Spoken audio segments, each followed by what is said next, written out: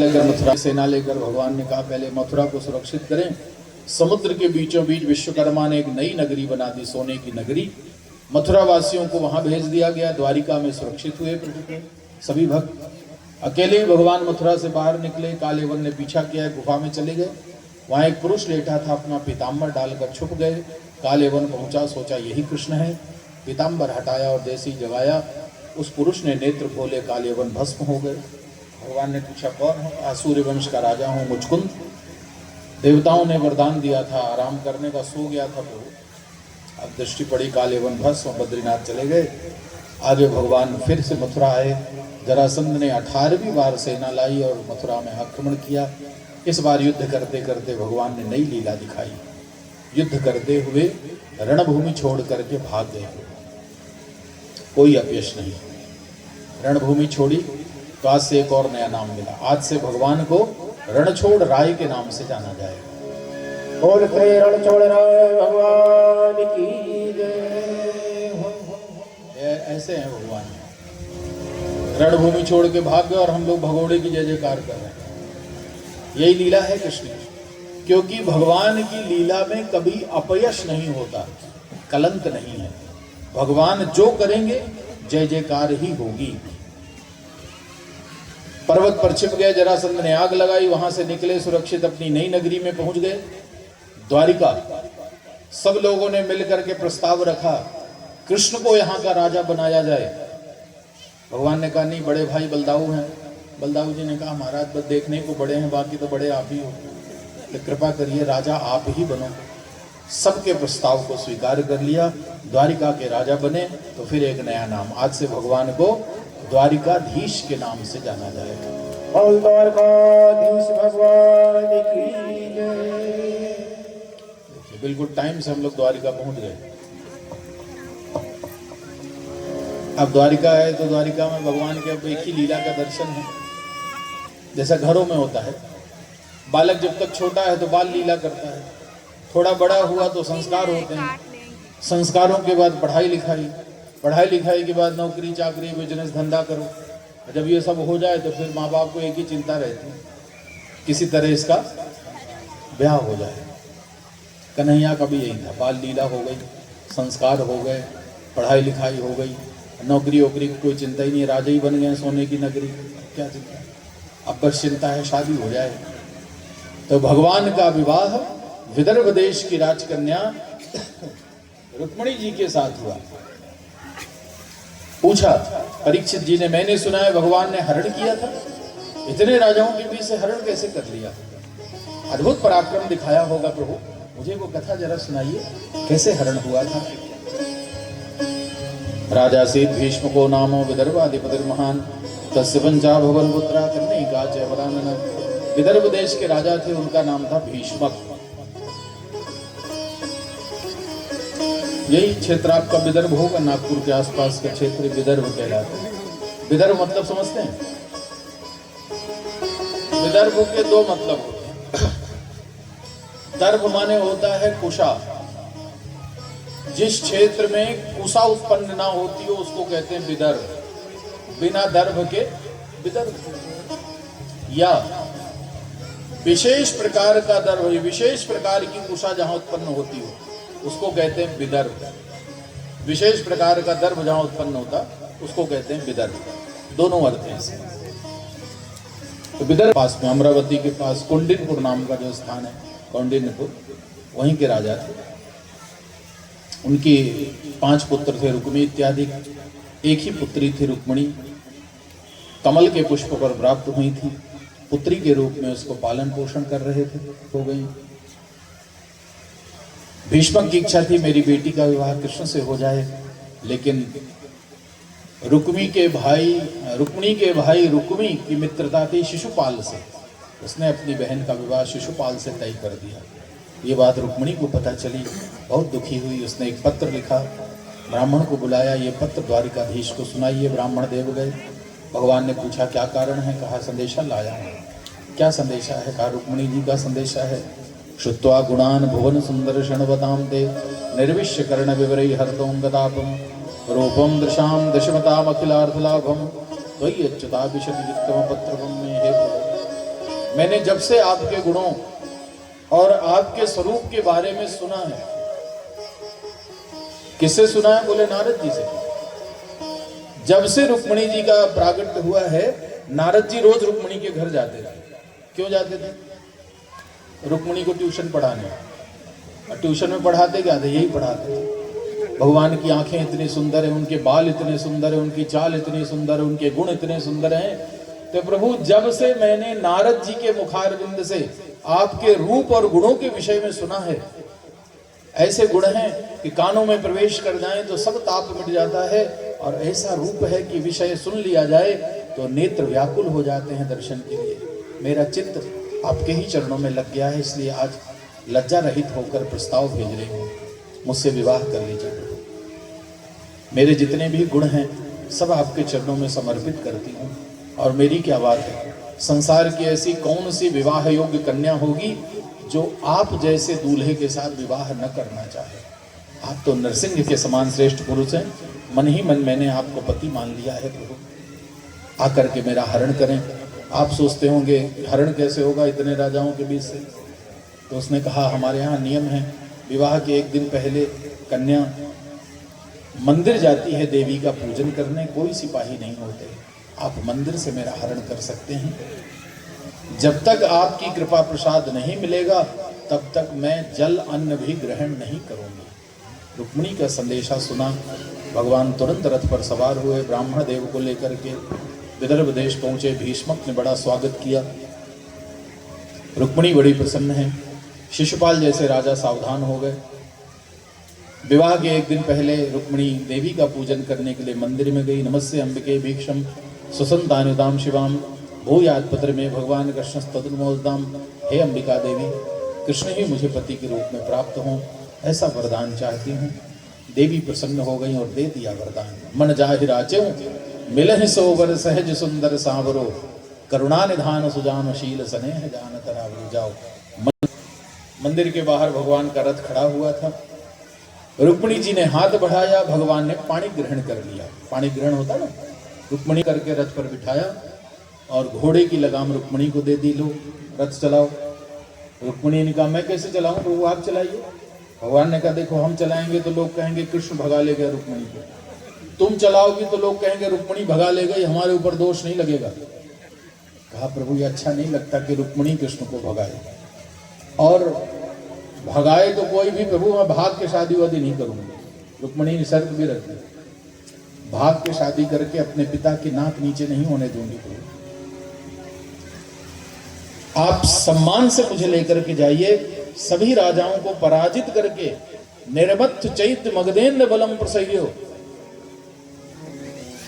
आप इन सारे राजाओं को पराजित करके अपनी वीरता का शुल्क मेरे पिता को दीजिए और बताइए कि आपके जैसा वीर कोई नहीं हो सकता, उसके बाद मेरा विवाह करिए। भगवान रुक्मिणी का भाव सुनकर के प्रसन्न हो गए।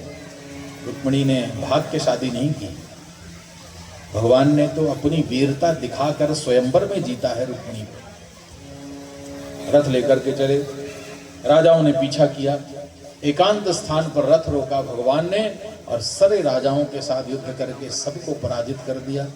रथ पर रुक्मिणी को बिठाया, वैसे ही जैसे कोई सिंह सियारों के बीच से अपना शिकार लेकर स्वाभिमान से चला जाता है, ऐसे ही भगवान आज सारे राजाओं के बीच से रुक्मिणी को रथ पर बिठा करके उन राजाओं के बीच से लेकर के चले गए।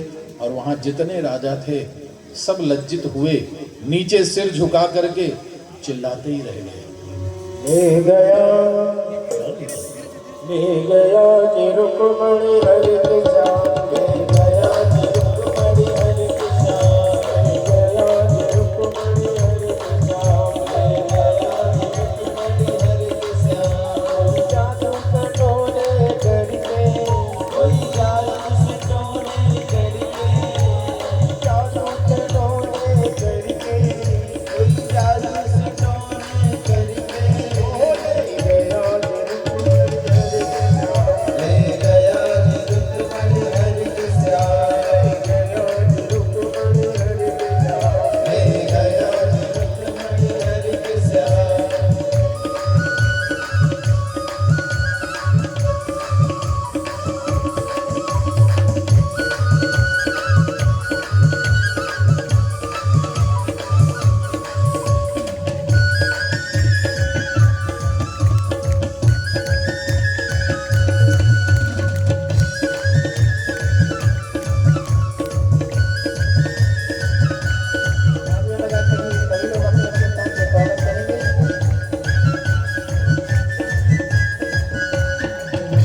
कहे मैं ज्ञान देवी, पिता कहे मैं द्वारिका।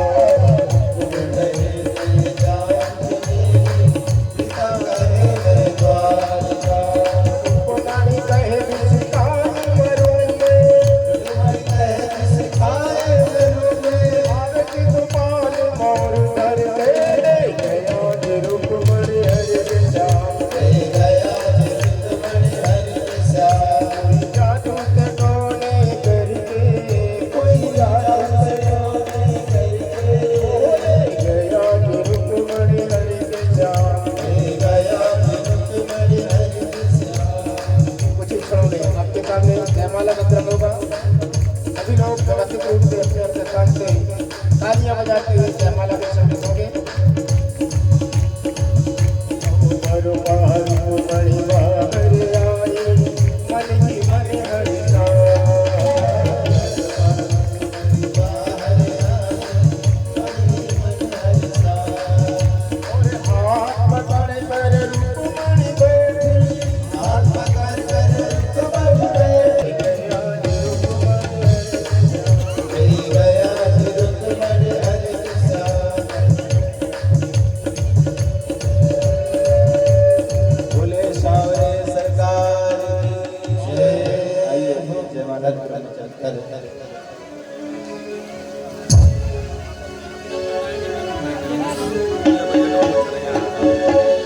श्री रघुवर कोमल कमल नयन को पहनाओ जे हारा, पहनाओ जे माला।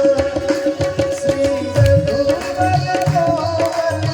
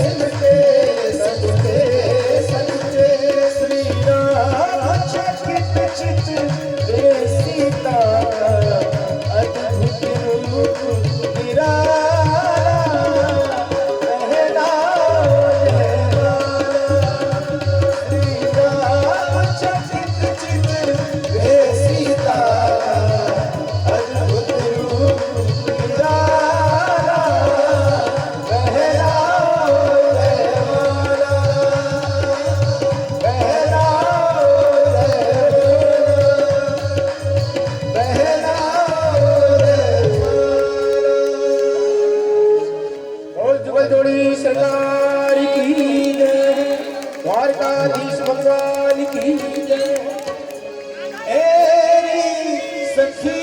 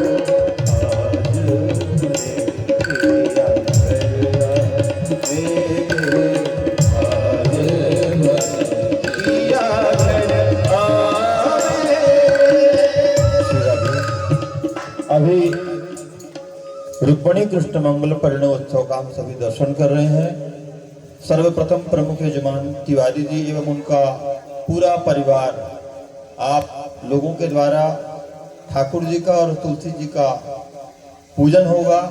उसके पश्चात आज बहुत महत्वपूर्ण दिवस है, जिससे जिससे बन जाए सो अपना उद्धार कर लो, अपने पूर्वजों को उद्धार कर लो, क्योंकि न जाने अब आज के बाद कब रुक्मणी विवाह का दर्शन हो। एक बार जोरदार तालियां बजाइए सुंदर सभी को।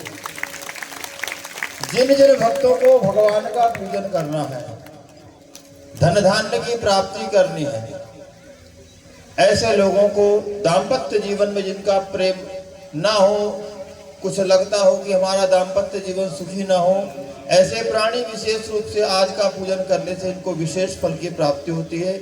मेरा निवेदन है माताओं से बारंबार, भद्र पुरुषों से भी, और जो हमारे कार्यकर्ता है लोग ध्यान दें, क्रमबद्ध तरीके से आए, सबको पूजन का अवसर मिलेगा। सब पूजन करें, तिलक करें, जो द्रव्य दान दक्षिणा अर्पित करें, और इन्हीं भावों के साथ में सुंदर सुंदर प्रस्तुति हमारी। एक बार जोरदार ताली आप सब संगीत वालों के लिए बजाइए। ये बड़ी मेहनत करते हैं, बहुत दूर से आते हैं, सुंदर सुंदर भजनों के द्वारा भगवान के दिव्य उत्सव का दर्शन करेंगे। कल की कथा विश्राम दिवस की कथा है। कल की कथा के पश्चात हवन होगा। हवन में भी हमारे तिवारी जी कहते हैं ये मेरा नहीं है। देखो ऐसे ब्राह्मण मिलना बहुत असंभव हो पाता है। जो स्वयं करता तो अपने लिए, अपने परिवार के लिए, लेकिन इनका परिवार इनके परिवार तक सीमित नहीं, आप सब जनमानस इनका परिवार है। एक बार जोरदार तालियां तिवारी जी के लिए। तो सब लोग कल हवन में भी आएंगे। जो जो आहुति देगा उसको श्रीमद् भागवत के कथा का श्रवण का संपूर्ण फल की प्राप्ति होगी। इसलिए कोई बंधन नहीं है, नियम से आएंगे और नियम से पूजन करेंगे। इन्हीं शब्दों के साथ आज अपनी वाणी को विश्राम देते हैं। धन्यवाद। आदरणीय अमरदीप जी। हरे नगर में धूम मची है, कुंडलपुर नगरी खूब सजी है, दूल्हा बने हैं सरकार, तिजोरी का जवाब है। दूल्हा बने सरकार, तिजोरी का जवाब है। दूल्हा बने सरकार, तिजोरी का जवाब है। दूल्हा बने सरकार, तिजोरी का जवाब नहीं। तिजोरी का जवाब नहीं, तिजोरी का जवाब नहीं, तिजोरी का जवाब नहीं, तिजोरी का जवाब नहीं।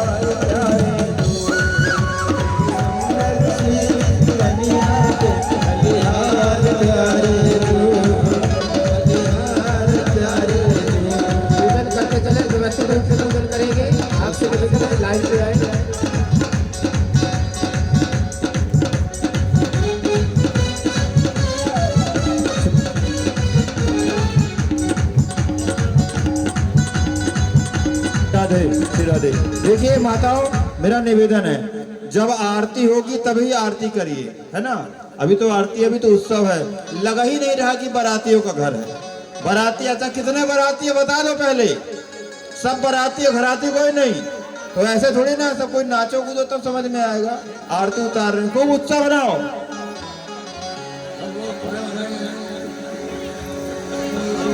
तिरछी सी चित बलिया के बलिहार प्यारे तू, बलिहार प्यारे तू, बलिहार प्यारे तू, बलिहार प्यारे तू।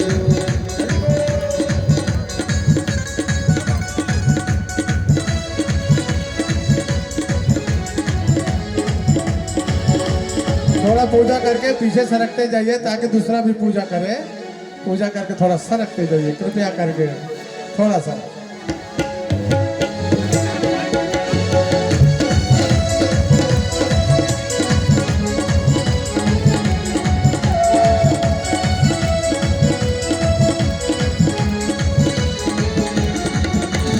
ऐसा लगता है सारे संसार की शादी है, आज मेरे श्याम की शादी है, आज मेरे श्याम की शादी है, आज मेरे श्याम की शादी है, आज मेरे श्याम की शादी है।